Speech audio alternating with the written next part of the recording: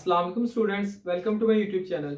अच्छा स्टूडेंट, तो आज का हमारा टॉपिक है law of conservation of momentum, one of the most important long question of this chapter. तो एक्चुअली बेटा हमने सबसे पहले समझ दिया है कि इसकी स्टेटमेंट है कि इसकी हेडिंग क्या है।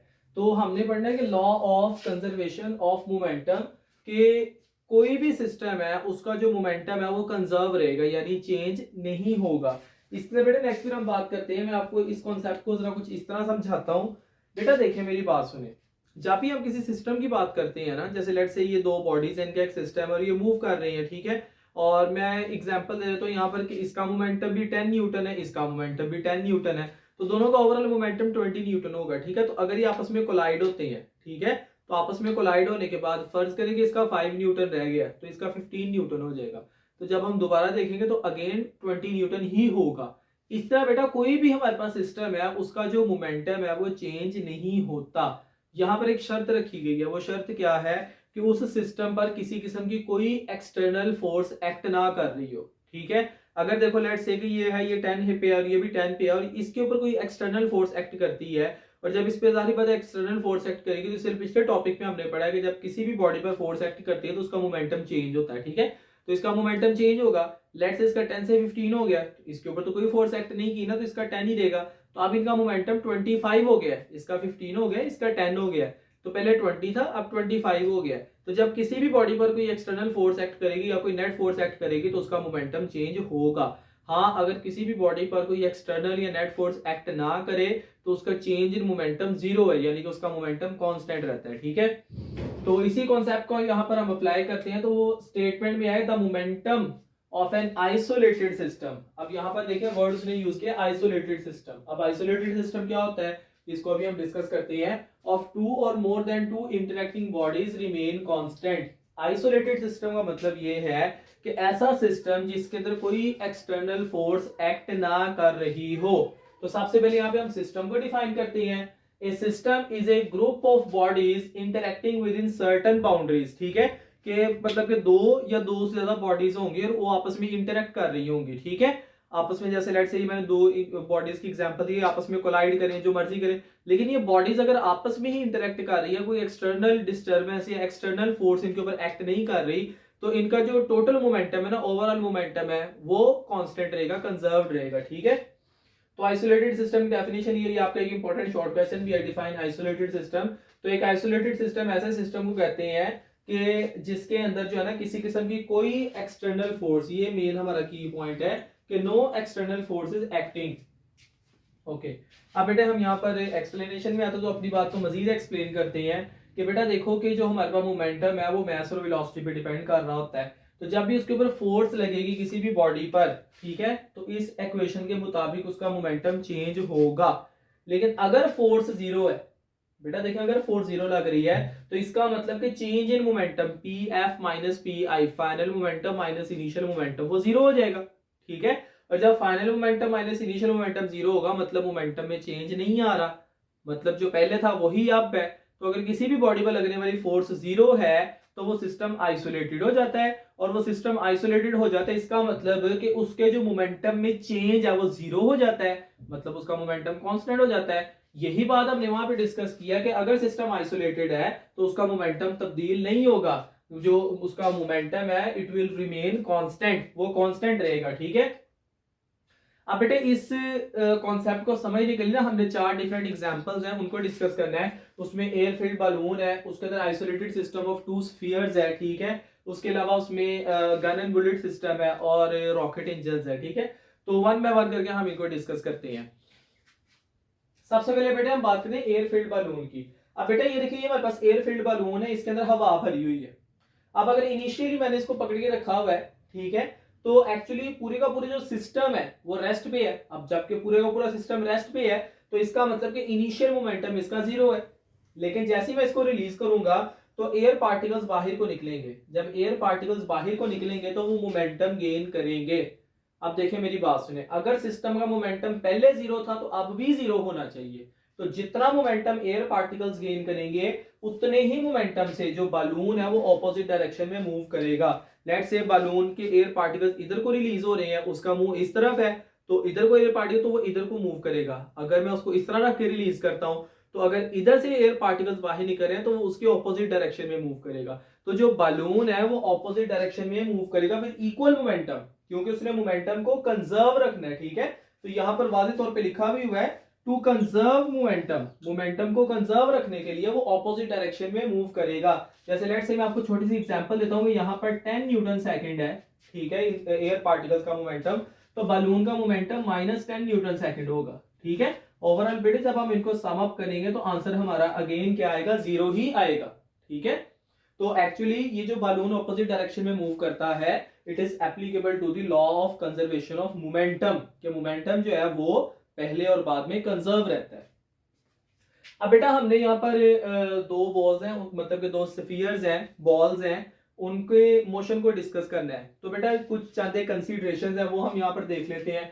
तो बेटा मैं ये बात कह रहा हूँ कि उनके जो मैसेज हैं वो मेरे पास m1 और m2 हैं, और उनकी जो वेलोसिटीज हैं वो u1 और u2 हैं इनिशियली, यानी कि जो m1 है उसकी जो वेलोसिटी है वो u1 है, और जो m2 है उसकी वेलोसिटी u2 है। ठीक है, तो वो मतलब कि ना यहाँ पर मैंने एक शर्त रखी है कि जो u1 है ना वो u2 से ग्रेटर है, यानी कि फर्ज करेंगे ये मेरे पास जो है ना वो क्या कहते हैं u1 और ये u2 है, जब ये जा रहे हैं तो अगर इसकी वेलोसिटी ज्यादा है तो एक पॉइंट पे आकर ये इसको आगे हिट करेगा।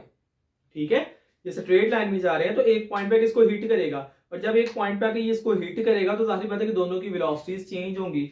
जब दोनों की वेलोसिटीज चेंज होंगी तो दोनों का मोमेंटम भी तब्दील होगा, और जब दोनों का मोमेंटम तब्दील होगा तो हम देखेंगे कि दोनों का टोटल मोमेंटम जो पहले था और दोनों का टोटल मोमेंटम जो बाद में है वो इक्वल ही है। ठीक है, बेशक इंडिविजुअली अलग अलग मोमेंटम चेंज हो चुका है लेकिन टोटल मोमेंटम इक्वल ही रहेगा।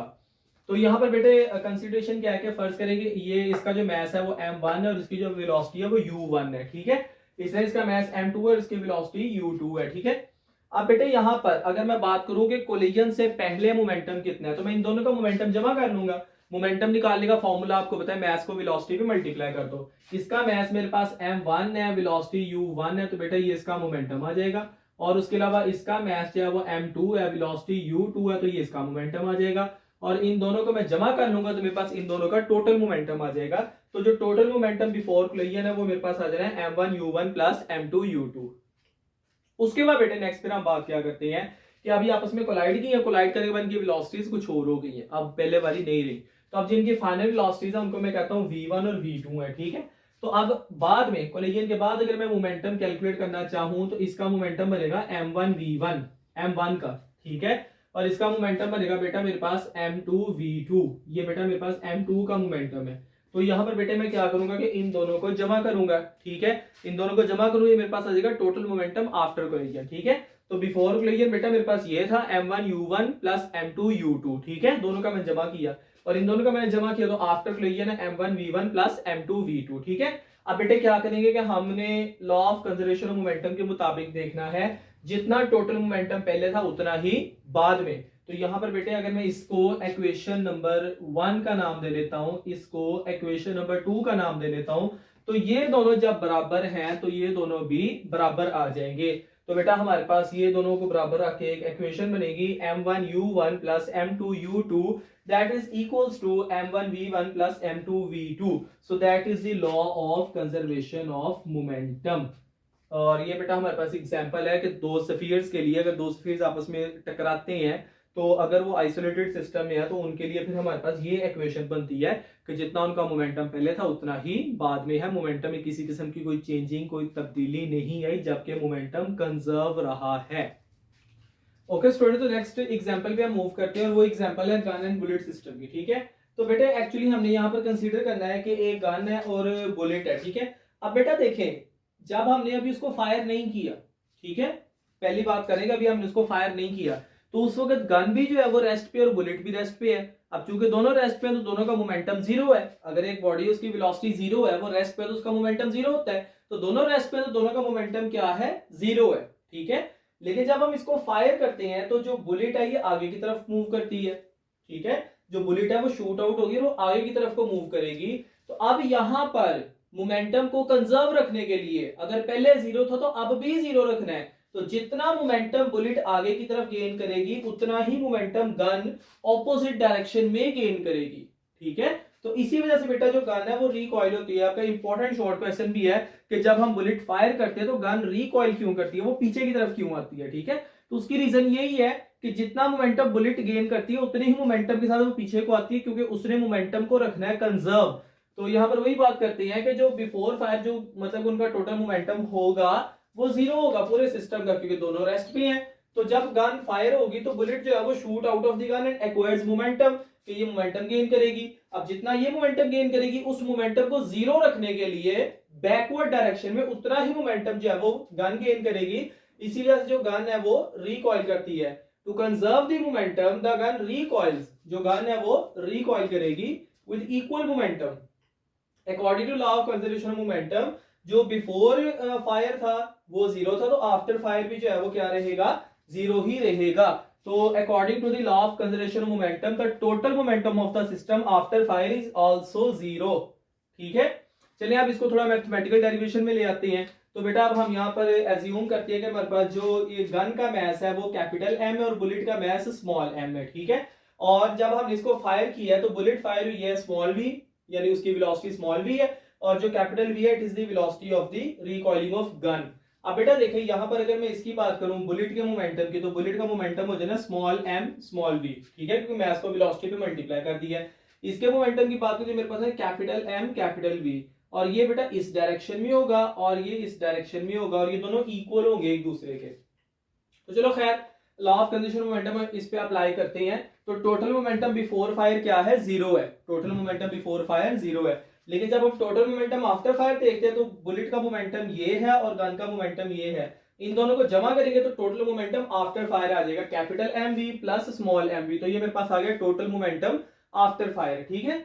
अब लॉ ऑफ कंजर्वेशन मोमेंटम के मुताबिक आफ्टर फायर भी जीरो ही है, यानी कि जितना पहले है उतना ही बाद में। Total momentum before fire that is equals to the total momentum after fire.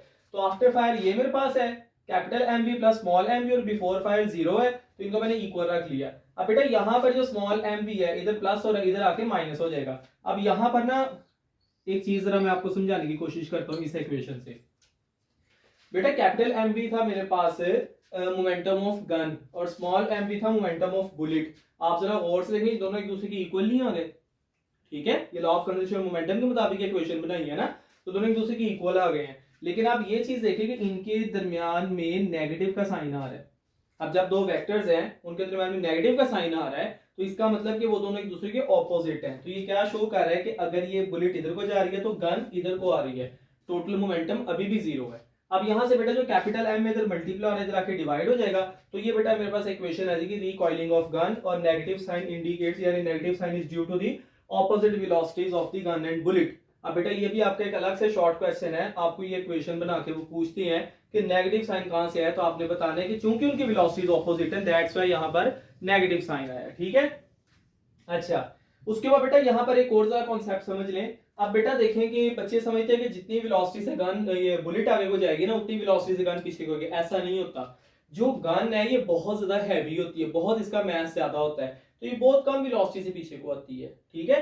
हाँ मोमेंटम दोनों का बराबर होता है, वेलोसिटीज बराबर होना जरूरी नहीं है, मोमेंटम बराबर होना जरूरी है। तो मोमेंटम दोनों का बराबर होता है, इसका मास बहुत कम होता है इसलिए बहुत ज्यादा वेलोसिटी से ये आगे को जाती है, ठीक है। तो ये एक्चुअली आगे हम एक न्यूमेरिकल करेंगे, वहां पर भी आपको ये चीज जो है ना बेहतर तरीके से समझ आ जाएगी। तो चलिए खैर तो यहाँ पर बेटा हमारे पास ये फाइनल इक्वेशन आ गई है। उसके बाद फोर्थ एग्जांपल हमारे पास आती है कि जो रॉकेट और जेट इंजन होते हैं। बेटा जो रॉकेट और जेट इंजन होते हैं इनका भी यही वर्किंग प्रिंसिपल होता है। बेटा इसको हमने न्यूटन के थर्ड लॉ में भी डिस्कस किया था, वहां पर हमने एक्शन और रिएक्शन के हवाले से डिस्कस किया था, अब हम मोमेंटम के हवाले से डिस्कस करेंगे। बेटा जो गैसेज होती है ना वो बर्न होकर बहुत तेजी से बाहर निकलती है। जो रॉकेट से गैसेज हैं या जेट इंजन है उनसे गैसेज बहुत तेजी से बाहर निकलती हैं। अब सारी बात है गैसेज अगर बाहर निकल रही है इस डायरेक्शन में, ठीक है, तो वो रॉकेट मूव करेगा इस डायरेक्शन में। जैसे लेट्स से ये रॉकेट है तो यहाँ से गैसेज है उसकी टेल से बाहर आ रही है, ठीक है। तो अगर इस डायरेक्शन से निकल रही है तो ये मोमेंटम गेन कर रही है, तो मोमेंटम को कंजर्व रखने के लिए ऑपोजिट डायरेक्शन में इस तरफ को फ्लो करेगा, ठीक है, इस तरफ को मूव करेगा। अब चूंकि ये गैसेज बहुत हाई रेट पे निकल रही है तो ये बहुत तेजी से आगे जाएगा क्योंकि इन्होंने मोमेंटम को कंजर्व रखना है। तो यहाँ पर आप देखें कि जो मशीन है में hot gases burning of fuel की वजह से बाहर आती हैं एट वेरी लार्ज मोमेंटम, बहुत ज्यादा बड़े मोमेंटम के साथ। As a result they gain equal and opposite momentum, ठीक है, इक्वल और ऑपोजिट मोमेंटम यानी कि उनके बराबर और उनके ऑपोजिट डायरेक्शन में मोमेंटम गेन करते हैं ताकि टोटल मोमेंटम कंजर्व रह सके। मतलब जितना इधर को किया गेन उतना इधर को कर लिया, ओवरऑल जो है वो कंजर्व है। ओके, मतलब कि ना वो एक दूसरे के इफेक्ट को नल कर देंगे। ठीक है, तो this enables them to gain high speed, इस वजह से वो हाई स्पीड्स गेन कर पाते हैं। सो बेटा that's all about the law of conservation of momentum. यहाँ पर हमारा टॉपिक कंप्लीट हो गया। अब बेटा नेक्स्ट हम बात करते हैं कि एक न्यूमेरिकल प्रॉब्लम है, उसको जरा सॉल्व करते हैं। ये हमारे सिलेबस के अंदर ही है। एग्जाम्पल 3.7 है बेटे। वो कह रहा है कि एक बुलेट है, उसका मास 20 ग्राम है। तो actually this is the mass of the bullet. ठीक है, और वो फायर हुई है और उसकी वेलोसिटी 100 मीटर पर सेकंड है। This is the velocity of the bullet. और कह रहा है कि हमने रिकॉइलिंग यानी कि कैपिटल वी फाइंड करना है। ये चीज हमने फाइंड करनी है अगर mass of the gun 5 kilogram है। ठीक है, तो पहले इसको हम सॉल्व कर लेते हैं बेटा। सबसे पहले हम मास ऑफ द गन लिख लेते हैं। मास ऑफ द गन जो है वो मेरे पास 5 किलोग्राम है। वेलोसिटी ऑफ द बुलेट लिख लेते हैं, वो बेटा मेरे पास 100 मीटर पर सेकंड है। ठीक है, और इस तरह बेटा मास ऑफ द बुलेट लिख रहे हैं 20 ग्राम। अब बेटा ये 20 ग्राम है, तो ये ग्राम्स के अंदर इसको पहले किलोग्राम में कन्वर्ट करेंगे, 1000 पे डिवाइड कर लेंगे। ठीक है, सिंपली तो यहाँ पर हम क्या करेंगे 20 डिवाइडेड बाय 1000, तो ये मेरे पास आ गया किलोग्राम। तो बेटा जो मेरे पास मास आ जाना है वो 0.02 किलोग्राम आ जाना है। ठीक है, अब फाइंड हमने क्या करना है, फाइंड बेटे हमने करना है वेलोसिटी यानी कि रिकॉइलिंग ऑफ द गन। ठीक है, अब फॉर्मूला हमारे पास यहाँ पे कौन सा यूज होगा, ये फॉर्मूला आपके सामने लिखा हुआ है, इसको मैं यहाँ पे अप्लाई करूंगा। जो मेरे पास वेलोसिटी ऑफ द गन है ये इक्वल आ जाना minus small M over capital M into small V. ठीक है, अब बेटा यहाँ पर हम वैल्यूज पुट करके आंसर निकाल लेते हैं। तो ये बेटा मेरे पास आ जाना माइनस 0.02 किलोग्राम, इसको हम डिवाइड कर देंगे 5 किलोग्राम पे, और जो भी बेटा हमारे पास आंसर आएगा उसको 100 मीटर पर सेकंड पे मल्टीप्लाई कर देंगे। वी की जगह वी की वैल्यू लिख दी, कैपिटल एम की जगह कैपिटल एम की, स्मॉल एम की जगह स्मॉल एम की। ठीक है, अब बेटा इस सारे को सॉल्व करेंगे हम, और सॉल्व करने के बाद बेटा मेरे पास आंसर जो आएगा यानी कि रिकॉइलिंग ऑफ गन का आएगा वो माइनस 0.4 मीटर पर सेकंड आएगा। ठीक है, दिस इज नेगेटिव साइन। तो यहाँ पर बेटा मेरे पास रिकॉइलिंग ऑफ गन का जो है ना ये आ जाएगा। अब देखिए बेटा मेरी बात सुनिए, उसी चीज को मैं यहाँ पे अप्लाई करता हूँ वो मास और वेलोसिटी के हिसाब से। ठीक है, अब बेटा देखो जो गन है वो 5 किलोग्राम की थी, तो उसका मास ज्यादा था, और जो बुलेट का मास है सिर्फ 20 ग्राम था, बहुत कम था। ठीक है, यानी कि 0.02 किलोग्राम था। उसकी जो वेलोसिटी है वो 100 मीटर पर सेकंड थी, लेकिन जो उसकी वेलोसिटी है क्या कहते हैं गन की, वो सिर्फ 0.4 है। तो गन का मास बहुत ज्यादा होता है लेकिन उसकी रिकॉइलिंग की वेलोसिटी कम होती है, मोमेंटम बराबर होता है। अब मोमेंटम कैसे बराबर होता है, टॉपिक हमारा कंप्लीट हो गया। वैसे ही मैं आपको समझाने के लिए एक बात बता देता हूँ। बेटा देखिए ये मेरे पास वेलोसिटी है उसकी गन की, और ये मेरे पास मास है। मास और वेलोसिटी को मल्टीप्लाई करो, तो बेटे अगर मैं 5 किलोग्राम को मल्टीप्लाई करता हूं 0.4 मीटर पर सेकंड पे, ठीक है, तो ये मेरे पास आ जाना है 2 न्यूटन सेकंड। ठीक है, मतलब 5 4 20 होते हैं, 0.4 भी 2 न्यूटन सेकंड, हम कैलकुलेटर पे भी कर सकते हैं। तो ये मेरे पास माइनस का साइन यहाँ पे आ जाना है। इस तरह बेटा अब क्या कहते हैं कि मैं बुलेट का जो मास है वो 0.02 किलोग्राम है, इसकी वेलोसिटी से इसको मल्टीप्लाई करता हूँ। तो बुलेट का जो मास है वो मेरे पास 0.02 किलोग्राम है, इसको मल्टीप्लाई करूंगा मैं 100 मीटर पर सेकंड से। तो बेटा जब इसका आंसर निकालेंगे वो भी 2 न्यूटन सेकंड आ रहा है। तो आप देखेंगे दोनों का मोमेंटम बराबर है बट वो ऑपोजिट डायरेक्शन में है, तो मोमेंटम इक्वल होना जरूरी है। लेकिन चूंकि अब गन का मास बहुत ज्यादा होता है तो उसकी वेलोसिटी बहुत कम होती है। बुलेट का मास बहुत कम होता है इसलिए बुलेट बहुत ज्यादा वेलोसिटी से हाइक हो जाती है। बट अगेन वही बात, दोनों क्या करेंगे इक्वल मोमेंटम से ऑपोजिट डायरेक्शन में जाएंगे, ताकि अगर पहले जीरो था तो आफ्टर फायर भी जीरो ही रहे। Okay students, that's all from today's lecture. If you think that this video is informative for you, तो बेटा काइंडली लाइक दिस वीडियो, और बेटा कमेंट लाजमी किया करें, और आपके आसपास जितने भी स्टूडेंट्स हैं, जितनी आपकी स्टूडेंट कम्युनिटी है, सबके साथ वीडियो को शेयर किया करें, and kindly do subscribe to my channel. Thank you.